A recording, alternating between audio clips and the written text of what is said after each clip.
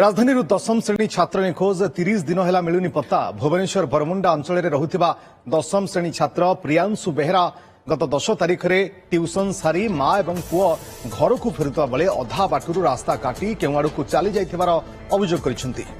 बहु खोजाखोजी पर सीआरपी छकरू आम बस रे उठी मास्टर कैंटीन छक पर्यंत जाइथिबा सीसीटीवी रे कैद होइछि। ता परठू प्रियांशु कुआडे गले ताहा एपर्यंत जनापड़ू नाही बा कोनोसी पत्ता मिली पारु नाही। एने भरतपुर थाना अभियोग 10 दिन माँ बापा न खाई न पी पुअर फेरिबा बाटक वर्तमान अनै बसी 10 तारिख ए पर्यंत कौन पत्ता मिल पारना।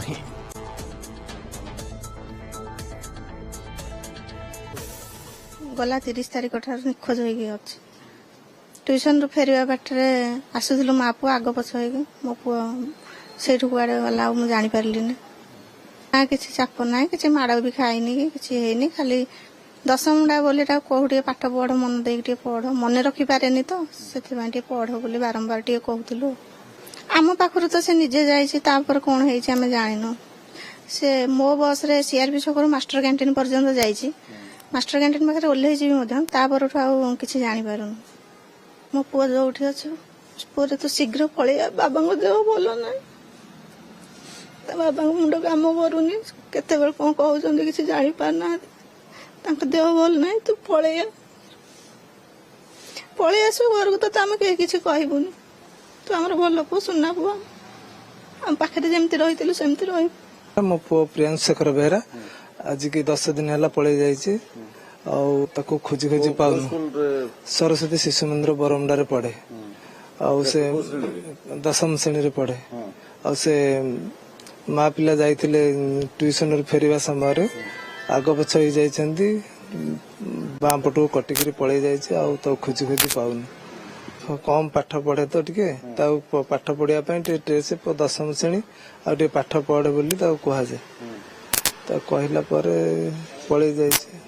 पुओ को टे खोजिकी जानी व्यक्ति मोर फोन नंबर 993814 43066 नंबर रे जोगाजोग कले मु उपकृत हेबी। सेने रिपोर्टर निरंजन रेड्डी आम सहित जोड़ी फोन लाइन अधिक सूचना निरंजन जाना चाहिए पाखापाखि 30 तारिख एपर्यंत 10 दिन हो गलानी किंतु ए पर्यंत कौन पत्ता मिल पारु नाही। पुलिस टीम किभली जांच करुछि कौन पुलिस ए अनुमान लगाउछि आशंका करुछि कि हुए तो ये राज्य बाहर को चली जाइछन्ति कि ट्रेन माध्यम रे। देखंतु ए जो दंपति प्रतिक्रिया आम शुणुले एमाने होचंती ढेंकानाल अंचल दीर्घ दिन है बरमुंडा अंचल रोचंती गोटे भड़ा घरे रोचंती बापा जी की गोटे मेडिसिन स्टोर रे काम करती पुओ ये जो सरस्वती शिशु विद्या मंदिर पढ़ाती एवं तांकर जो शिक्षा जेहेतु दशम श्रेणी छात्र टिके भल मार्क रखिले भल कॉलेज रे सीट मिलियो बोली तांको टिके चाप पकाउतले किंतु ट्यूशन रु माँ एवं पुओ फेरुतले गत 30 तारिख रे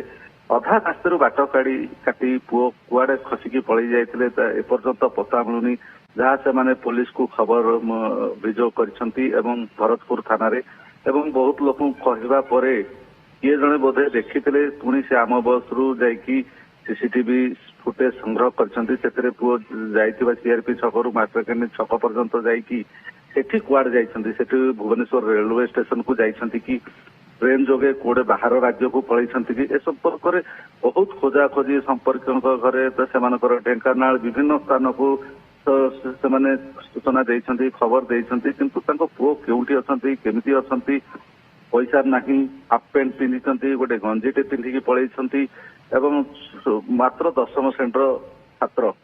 पैसा भी नाही एकुटिया मध्य से केबे बाहर को जाते नहीं ट्यूशन रु स्कूल रु घर को घर चिंतार परिवार सेपटे पुलिस किभली कौन तदंत करुछि खोजाखोजी करी तांको पुओ को आणुछि तापरे नजर रहिबो एवं सबुठ बड़ चिंता जे कौन राज्य भितर अछंती ना बाहर को भी